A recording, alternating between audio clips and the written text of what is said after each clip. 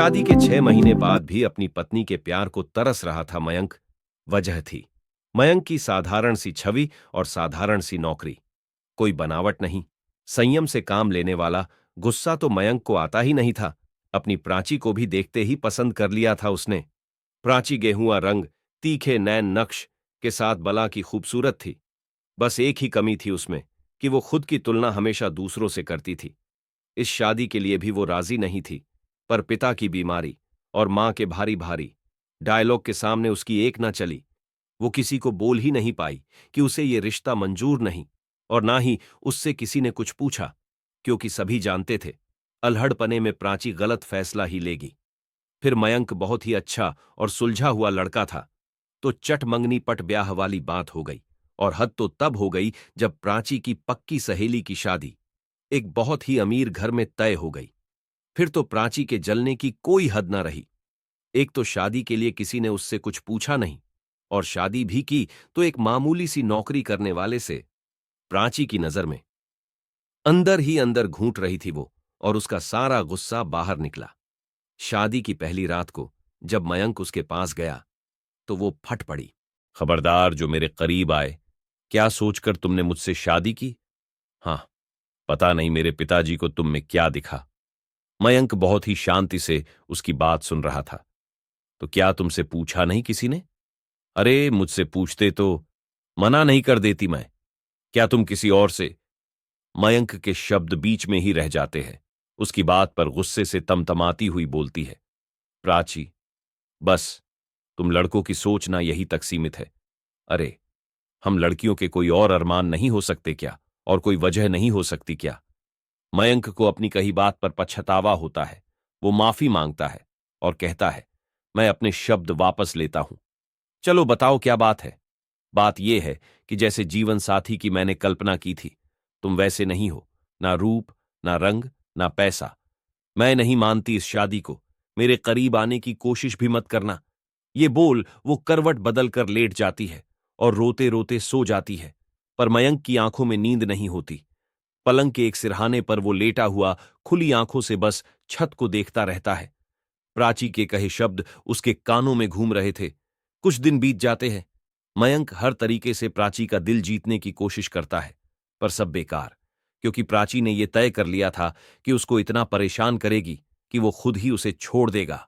घर का माहौल खराब ना हो और सास ससुर की नजर में प्राची की छवि खराब ना हो, ये सोचकर मयंक उसे अपने साथ शहर ही ले जाता है जहां वो नौकरी करता था। हालांकि उसकी नौकरी इतनी छोटी भी नहीं थी कि वो प्राची की खुशियों का ख्याल ना रख पाए। बस प्राची की दूसरों से तुलना करने की आदत उसकी गृहस्थी खराब कर रही थी, जिसकी अभी उसे समझ नहीं थी। खैर, वो प्राची को लेकर घर आता है। स्वागत है आपका मैडम, वो दरवाजे पर खड़ा बोलता है। 2 कमरे का छोटा सा घर पर साफ सुथरा, जिसमें जरूरत का सारा सामान मौजूद था। प्राची मुंह बना के, स्वागत तो ऐसे कर रहे हो जैसे राजमहल में लेकर आए हों। प्राची की बातें मयंक का दिल तोड़ देती थी, पर वो हर बार हंसकर टाल देता था। अगले दिन सुबह प्राची आराम से सो रही थी। मयंक उसे उठाते हुए, उठो प्राची, मुझे लेट हो जाएगा, जल्दी नाश्ता बना दो। प्राची गुस्से से, मुझसे कोई उम्मीद मत रखो, समझे? मैं नहीं बनाने वाली कोई नाश्ता। ये बोल वो करवट ले लेती है। मन में, अब तो पक्का झगड़ा होगा। मयंक हंसकर, कोई बात नहीं, पहले भी मैं खुद ही बनाता था, अब भी बना लूंगा। बताओ क्या खाओगी? प्राची मन में, किस मिट्टी का बना है ये आदमी? कितना भी कुछ कह दो, गुस्सा ही नहीं करता। अरे बाबा बोलो, जल्दी क्या खाओगी? जहर, प्राची बेरुखी से बोलती है। अब जहर तो मुझे बनाना नहीं आता, उसके लिए तो तुम्हें खुद ही मेहनत करनी पड़ेगी। ये बोल वो हंसता हुआ किचन में चला जाता है। प्राची झल्ला जाती है उसकी बात पर वो उठती नहीं है। कुछ समय बाद मयंक वापस आता है। मैंने तुम्हारे लिए भी नाश्ता बना दिया है। ओके, ये बोल वो जल्दी से उसका माथा चूम लेता है और बाएं करके चला जाता है। ये सब इतनी जल्दी होता है कि प्राची को कुछ समझ नहीं आता। आज मयंक ने पहली बार उसे छुआ था। एक मिठा सा एहसास उसके अंदर दौड़ गया, पर जल्दी ही फिर से वही सब उसके दिमाग में घूमने लगता है। वो उठती है और नहाकर तैयार हो जाती है। बाहर आकर देखती है टेबल पर नाश्ता रखा हुआ था। और साथ में एक चिट्ठी भी। वो चिट्ठी पढ़ने लगती है। अब तो उठ गई ना? तुम्हारे तकिए के नीचे कुछ पैसे रखे हैं। घर पर बैठकर बोर होने की जरूरत नहीं है। पास में ही मॉल है, वहां जाओ और जिस चीज की जरूरत हो वो ले आओ। शाम को जल्दी आ जाऊंगा। तुम्हारा मयंक। चिट्ठी पढ़कर हल्की सी स्माइल आ जाती है उसके चेहरे पर और वो चली जाती है।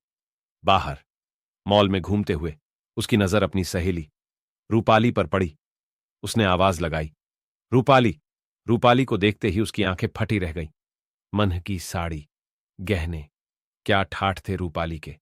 रूपाली उसको देखकर खुशी से अपने गले लगा लेती है। तू यहां, कैसी है तू? बहुत सुंदर लग रही है। प्राची होश में आते हुए, अच्छी हूं, तू तो पहचान में भी नहीं आ रही। इतने में हैंडसम सा लड़का रूपाली के पास आकर, मुझे नहीं मिलाओगी अपनी सहेली से? प्राची, ये है मेरे पति। अब तो प्राची के जलने की कोई सीमा नहीं रही थी। रूपाली का पति बिल्कुल वैसा था जिसकी कल्पना कभी प्राची ने की थी।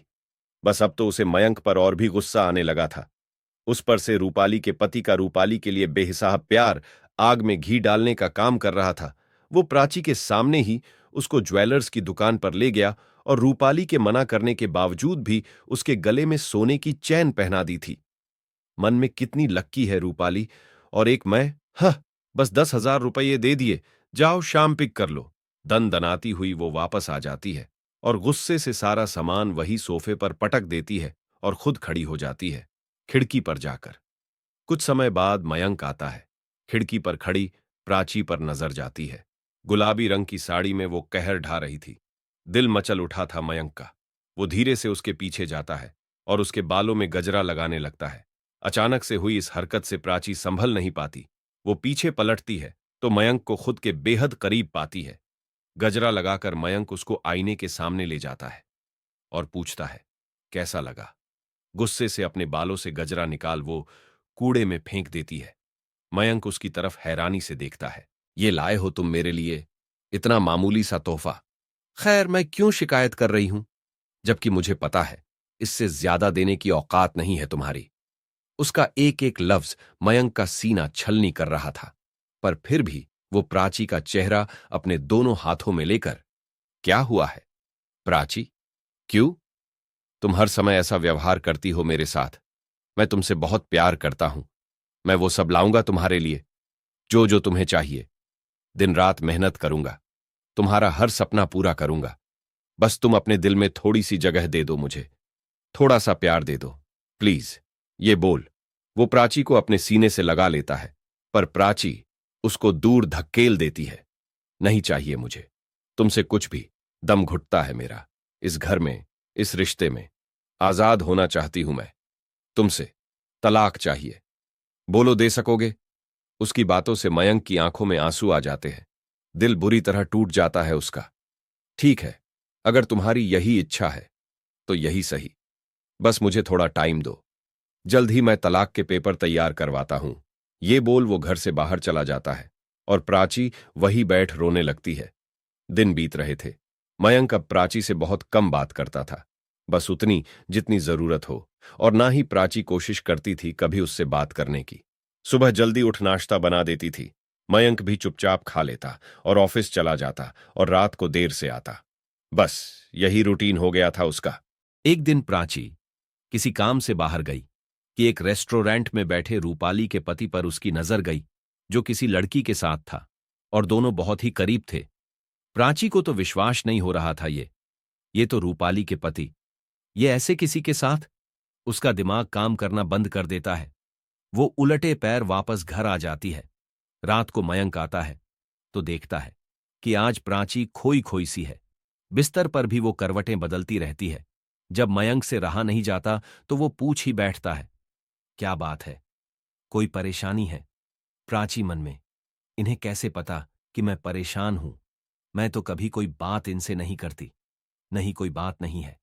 ये पहली बार था जब प्राची ने मयंक की बात का सीधा जवाब दिया था।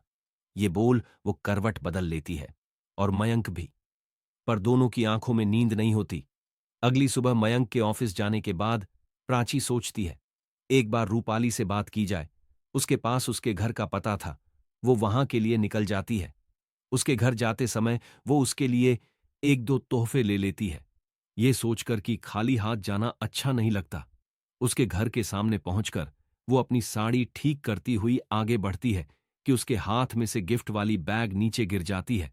वो उसको उठाने के लिए जैसे ही झुकती है तो उसकी नजर खिड़की से होते हुए अंदर जाती है। अंदर रूपाली अपने पति पर चिल्ला रही थी, आपके किसी और लड़की के साथ संबद्ध है, शर्म नहीं आई आपको? अभी उसकी बात पूरी नहीं हुई थी कि एक चांटा उसके मुंह पर पड़ता है। रूपाली का पति उसका मुंह दबाते हुए, औकात में रह अपनी, समझी? अरे थी क्या तू? मेरे से शादी करने के बाद तेरी पहचान बनी है। ये मनहगे कपड़े, ये जेवर, ये शानो शौकत, कभी सोचा था? सपने में भी नहीं ना। यहां रहना है तो सब बर्दाश्त करना पड़ेगा। बाहर खड़ी प्राची को लगता है कि ये चांटा उसके मुंह पर मारा है, उसकी सोच पर मारा है। इतने में रूपाली एक जोरदार थप्पड़ खींचाकर अपने पति के मुंह पर मारती है, और सारे गहने भी। ये रखो, अपने गहने अपने पास, मुझे नहीं चाहिए तुम्हारा कुछ भी। मुझे एक प्यार करने वाला पति चाहिए, दिखावा करने वाला नहीं, जो बिना बोले मेरी सारी बात समझ जाए। ऐसा जीवन साथी चाहिए मुझे, और उसके साथ तो मैं झोपड़ी में भी रह लूंगी, समझे? ये बोल रूपाली अपने पति का घर छोड़ चली जाती है, और प्राची अपने घर। सैकंडों विचार उसके मन में घूम रहे थे। आज एहसास हो गया था उसको कि वो कितना गलत कर रही है। आज मयंक के लिए इज्जत बढ़ गई थी उसके दिल में। आज उसको समझ आ गया था कि जीवन साथी पैसों वाला ना सही, पर प्यार करने वाला होना चाहिए। उसे खुद पर बहुत गुस्सा आ रहा था। आत्मा धिक्कार कर रही थी उसकी। उसने सोच लिया था कि मयंक से अपने के की माफी मांग लूंगी। उसके बाद मयंक जो भी सजा देगा वो भी सह लूंगी। ये सोचते हुए वो घर पहुंच जाती है। आज पहली बार ये घर उसे अपना घर लग रहा था। जल्दी से खाना बनाकर वो मयंक का इंतजार करने लगती है।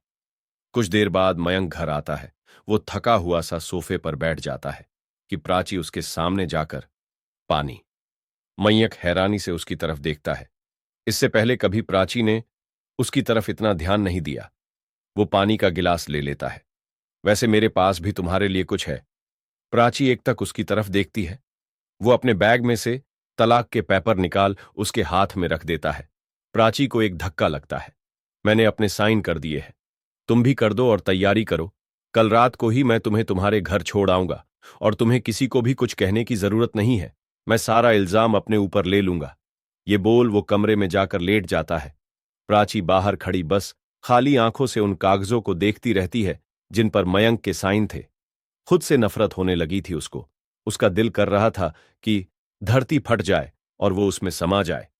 अगली सुबह प्राची के उठने से पहले ही मयंक ऑफिस चला गया था। प्राची उठती है, देखती है कि नाश्ता टेबल पर रखा है, और साथ में एक चिट्ठी भी। आज ऑफिस में ज्यादा काम है तो जल्दी चला गया हूं। तुम तैयारी करके रखना, रात को निकलना है। ये पढ़ते ही कब से रुके हुए आंसू बह जाते हैं उसके। रोते रोते वो बोलती है, कम से कम माफी मांगने का मौका तो दे देते। पूरा दिन रोती रहती है वो, खाना भी नहीं खाती। बड़ी मुश्किल से वो अपना सामान पैक करती है। रात होती है। थके कदमों से मयंक वापस आता है। रोकर आंखें उसकी भी लाल हो गई थीं। वो अंदर आता है। बाहर सोफे पर ही प्राची बैठी होती है। चेहरा मुरझाया हुआ था। मयंक उसकी तरफ बिना देखे, सारा सामान रख लिया ना? कहीं कुछ रह तो नहीं गया? प्राची मन में, मेरा दिल रह गया है तुम्हारे पास। वो प्राची के पास जाकर, चले। वो सामान उठाकर आगे बढ़ता है कि प्राची उसका हाथ पकड़ लेती है। मयंक के कदम रुक जाते हैं। वो पीछे मुड़कर देखता है। आंसुओं से भीगा हुआ प्राची का चेहरा नजर आता है। उसको ऐसे देख उसके दिल में एक टीस सी उठती है। क्या बात है? कुछ चाहिए क्या? प्राची का सब्र जवाब दे जाता है। वो रोते रोते उसके सीने से लग जाती है। मुझे माफ कर दो, प्लीज मुझे खुद से दूर मत करो। मुझे समझ में आ गया है कि पैसों से ज्यादा प्यार जरूरी है। मुझे एक मौका दो। मुझे तलाक नहीं चाहिए, नहीं चाहिए। रोने की वजह से उसकी आवाज साथ नहीं दे रही थी। उसके आंसू मयंक की कमीज को भिगो रहे थे और बेचैन कर रहे थे। जिस प्यार का इंतजार मयंक इतने दिनों से कर रहा था, वो आज उसको महसूस हो रहा था। उसकी आंखों से भी आंसू गिर रहे थे। वो कसकर प्राची को अपने सीने से लगा लेता है और रोते हुए बोलता है, फिर से छोड़कर जाने की बात तो नहीं करोगी ना? वरना मैं मर। प्राची एकदम से उसके होंठों पर अपने होंठ रख देती है, फिर उससे हल्का सा दूर होकर, खबरदार जो दोबारा तुमने ऐसी बात की। मयंक मुस्कुराकर उसकी तरफ देख रहा था। उसको अपनी तरफ एकटक देखता पाकर प्राची शर्मा कर अपनी पलकें झुका लेती है। मयंक उसको अपने करीब कर अपने होंठ उसके होंठों पर रख देता है। प्राची के हाथ उसकी कमर पर कस जाते हैं। मयंक उसको गोद में उठाकर कमरे में ले जाता है। आज सही मायने में मिलन हुआ था, दो जिस्मों का ही नहीं, दो आत्माओं का भी। मयंक के प्यार, सब्र और त्याग की जीत हुई थी आज। समाप्त।